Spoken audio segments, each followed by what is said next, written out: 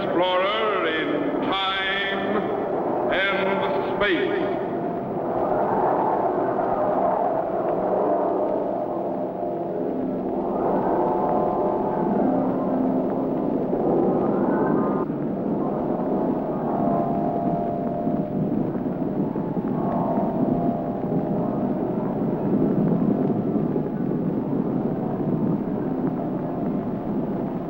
Somewhere, in a remote, uncharted region of the planet called Earth, stands the laboratory of Captain Zero. In this secret location, known only to a few in the outside world, Captain Zero and his associates experiment in time and space to learn from the past, to plan for the future. Contact been established. We now transmit you direct to the laboratory of Captain Zero.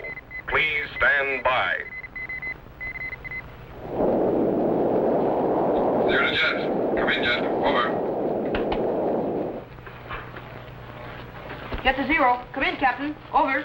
All secure, Jet. I'll contact you when I'm ready to land. Zero. Over and out. Yes, sir. Jet, out.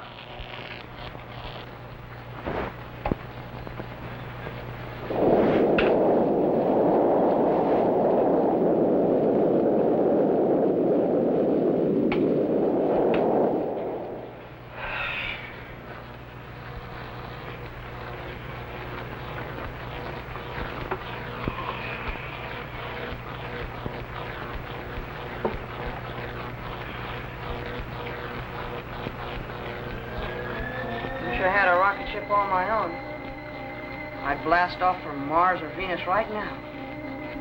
I'd be famous. I'd go down in history as the first man to fly to another planet. First man to fly. Zero to Jet. Come in, Jet. Over. Zero to Jet. Come in, Jet. Over. Jet. Yes, sir? Come in, Jet. Over. Oh, yes, sir.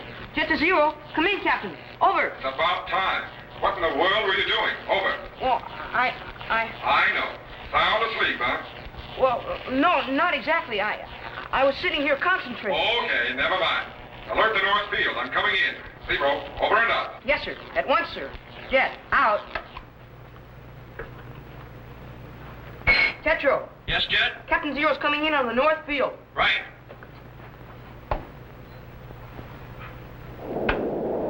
Here she comes.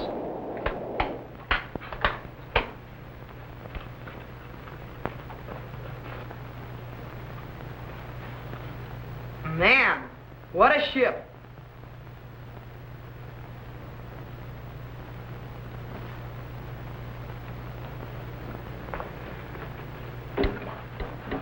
Golly, wish I'd been born a couple of 100 years ago.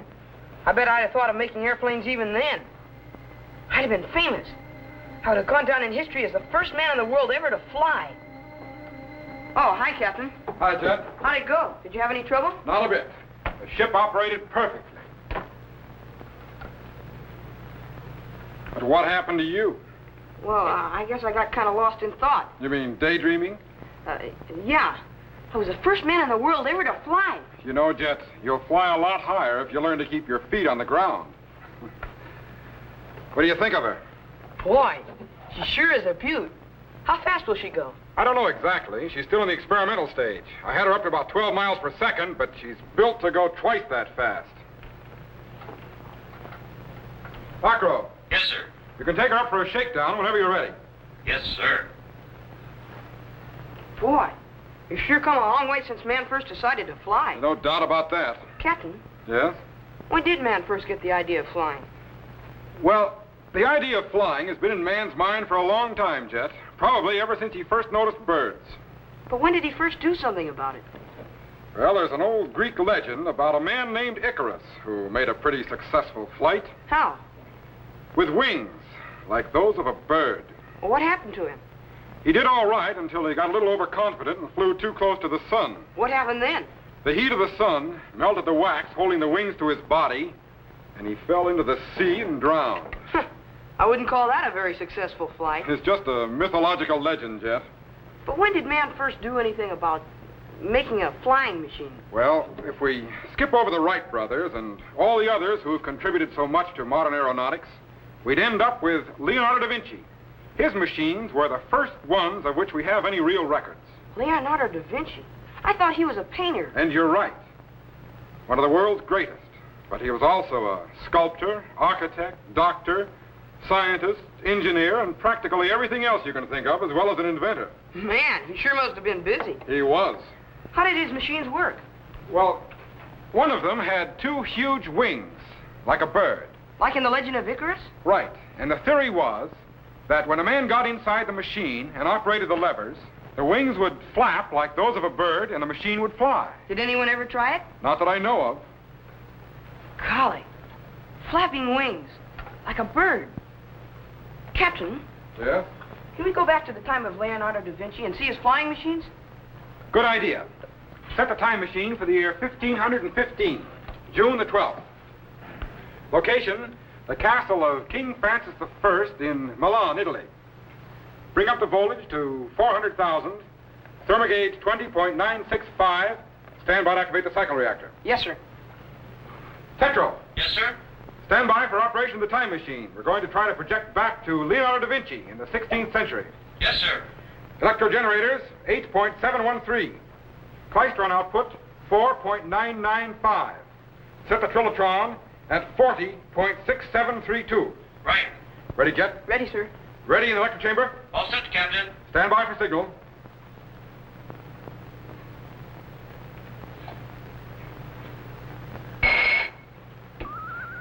Activate the cycle reactor. Steady. We're cracking the fourth dimension. Good. We're projecting back into time. 1900, 1800, 1700. Steady. Increase the field output. Double the rise time. 1600, 1550.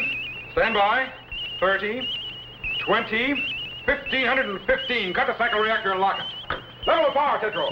Did we make it, Captain? I think so. Activate the sound wave segregator and patch it into the time machine audio. Yes, sir.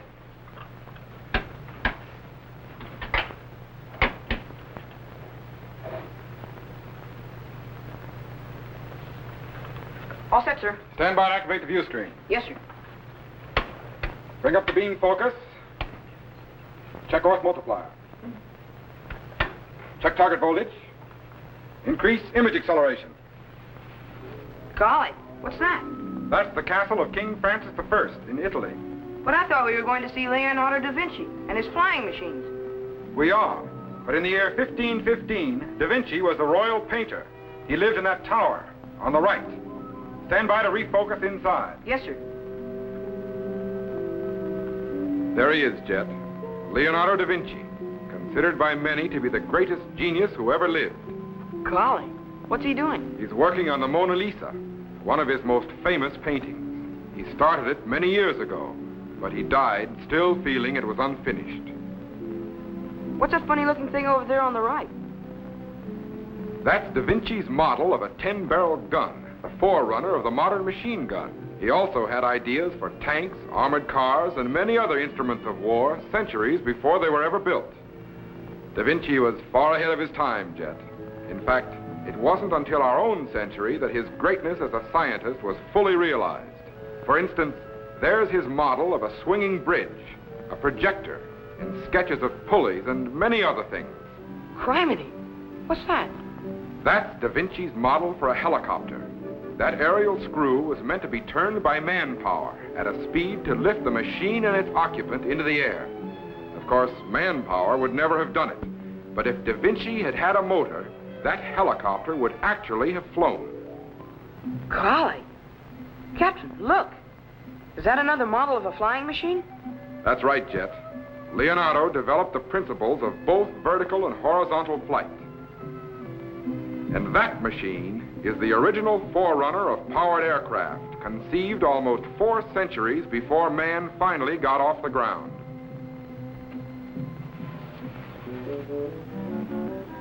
In qualche modo devo fissare l'espressione dell'anima e non solamente quella del volto. Non posso fidare questo qua. Jet, set the language rectifier to Italian so we can understand him. It is no use. No use. I know how I want it to be, but I cannot make it so.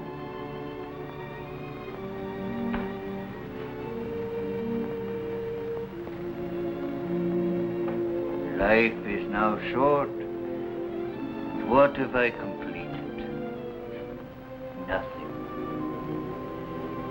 My inventions, my painting, my studies, all unfinished.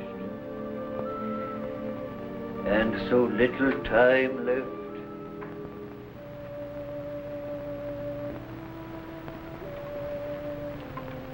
My flying machines, what good are they?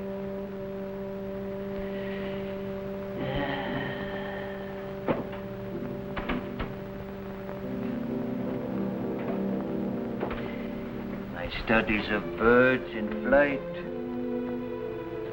my experiments on air currents, what could possibly come of them?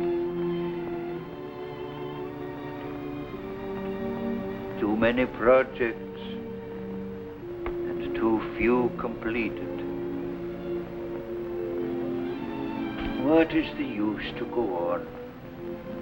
Who will know or understand? Wasted.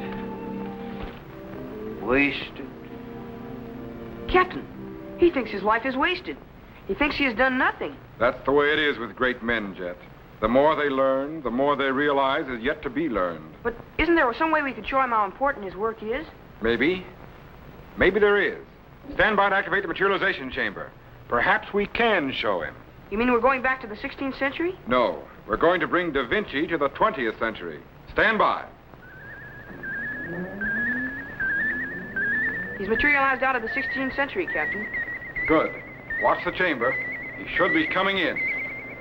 Proton neuron waves are entering the electrostatic field. Golly, I wonder how he's going to react. He's transforming from electrical impulses and beginning to materialize. It's coming in. He's in. Signor Da Vinci. What? Who are you? Where am I? How did I get here? Don't be alarmed, Mr. Da Vinci. We're your friends. We brought you here. But how? And why? And what sort of place is this? This is my studio, you might say, where I experiment in time and space. Time and space. Ah, yes. I too have made some experiments in space and models of flying machines. But I fear it is for naught. No, Mr. Da Vinci. I'm going to show you what has become of some of your ideas and experiments. What has become? Do you not mean what will become or what might become? No, what has become. You'll find this difficult to believe, Mr. Da Vinci, but you are now in the 20th century. The what century? The 20th. Oh, I see. Strange, I could almost believe I were awake. Yet I know this can only be a dream. Come with me, Mr. Da Vinci. Of course, of course. Coming, Jet? Later, Captain. I want to have another look at Mr. Da Vinci's flying machines. Okay.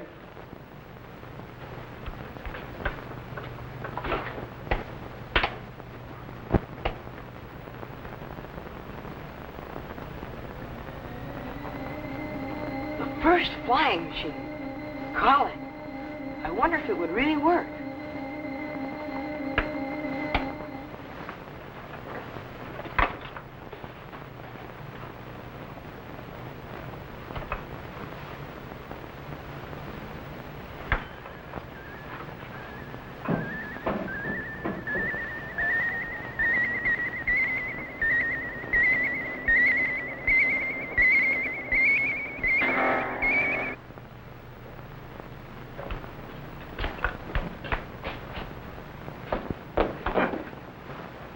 could a rocket ship or an airplane develop out of this? Looks as if it might fly, though.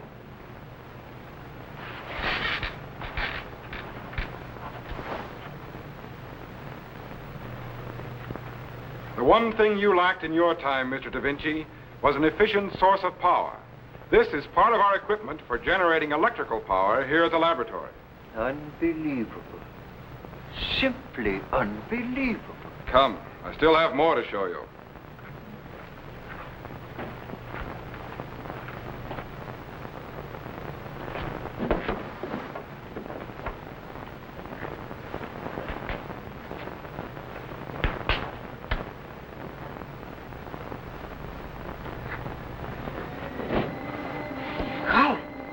If I took this up to the top of the tower and pushed off, I'd be the first man in history ever to fly.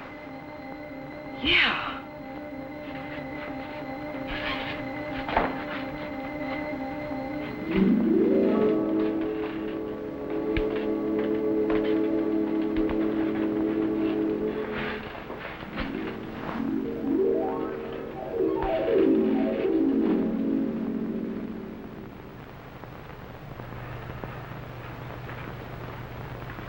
And there's our latest development in air and spacecraft, the rocket ship. Fantastic. Utterly fantastic. There's still more to see.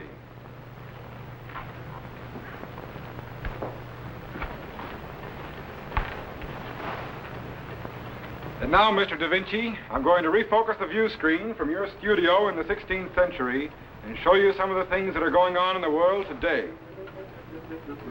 These are but a few of the types of aircraft that have developed from your original flying machines. You lacked an efficient source of power which has since been supplied. But your theories of flying were far ahead of your time. And the original experiments you made in your studio have led to these experiments in the sky, at heights far above the clouds, and at speeds faster than the speed of sound. Fantastic. Utterly fantastic. And here's the nerve center of a modern airport, the control tower. So many planes in the air that traffic must be controlled to prevent accidents. Traffic in the air? Yes. Airplane pilots must check with the tower before takeoff and before landing, as well as during flight. Thousands of airplanes come and go through the day and through the night, carrying passengers and cargo on regular schedules all over the world. And here's a helicopter, of which the model of your aerial screw is the forerunner. My theory of compressing the air to obtain lift. Right. In fact, if the model in your studio had an efficient source of power, it too would fly. And these are wind tunnels, inside of which conditions of flight are manufactured and experiments with air currents are carried on. Inside those tunnels, winds are made to blow at hundreds of miles per hour, so that flying machines may be safely tested. What strange alchemy lets me see these things? And here's the latest development in powered flight, an experimental flying platform developed in the United States. Where? In the land that Columbus discovered during your lifetime. Now I know I'm dreaming. No, it's true, Senor Da Vinci. The most recent developments in aviation are away from the fixed wing of horizontal flight with its many limitations and back to your long-neglected theories of the flexible wing and vertical flight. Now, I want to show you one of the world's best-known paintings. Do you recognize this? Why, certainly. My Mona Lisa. Yes, known all over the world as one of the great works of art. And you are known as one of the greatest of artists.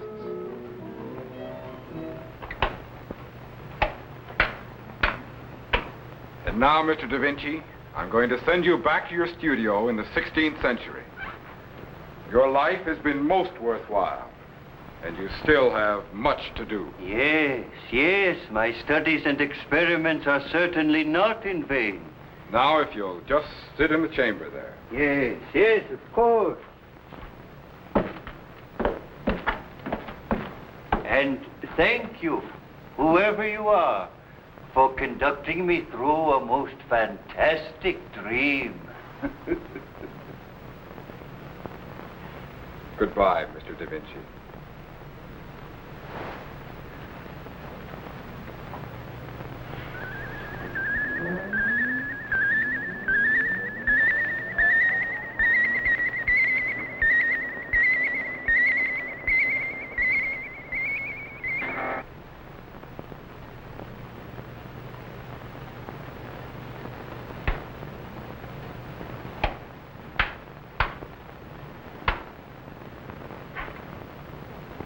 Jet! Jet! Tetro, Yes, Captain. Jet down there? Why, no, I thought he was up there with you. Okay, thanks. Wait a minute. Jet seemed mighty interested in Da Vinci's flying machine. I wonder if he could have...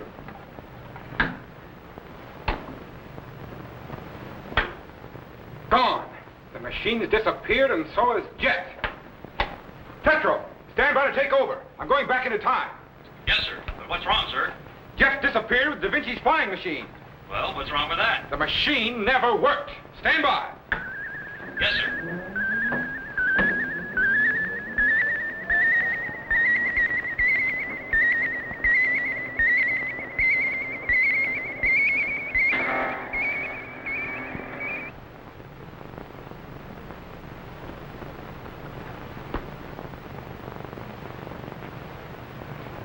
I'll bet he's gone up on the roof of that tower.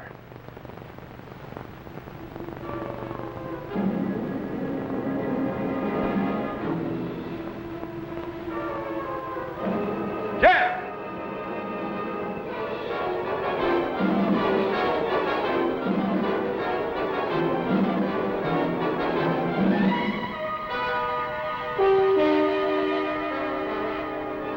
Everything seems to be operating all right. And I'm certainly high enough to get a good start. Colin, if this thing works, I'll be famous.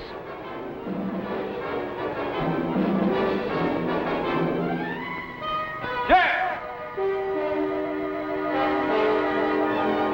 Jet!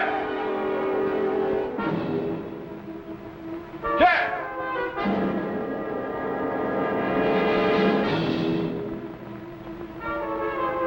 Jet!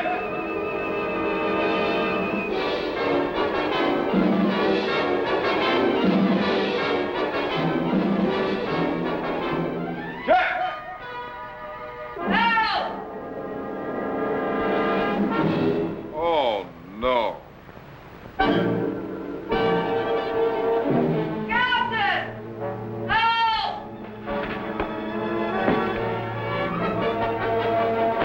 Hang on, Jet.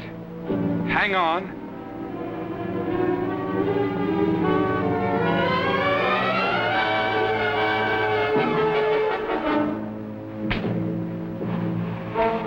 I'm almost there, Jet. Hang on. Hurry, Captain!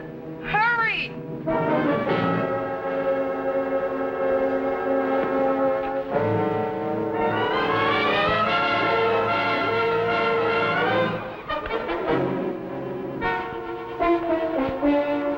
Don't move.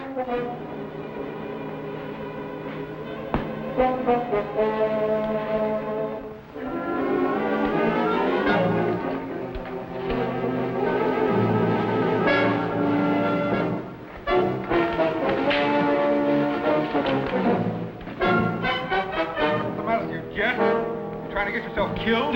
No! I just wanted to be the first man in history ever to fly. You almost were. Straight down. Tetro, take us back.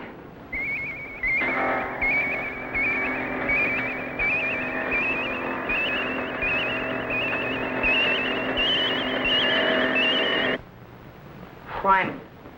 I still think it would have flown if that ledge hadn't gotten in the way. No, Jet. Even though Da Vinci designed machines for flying way back in the year 1515, it wasn't until 1903 that man actually flew under power. Golly, almost 4 centuries later. That's right. Da Vinci really was ahead of his time. Yes, but once we got off the ground, we really moved fast. and there's no telling where it will end.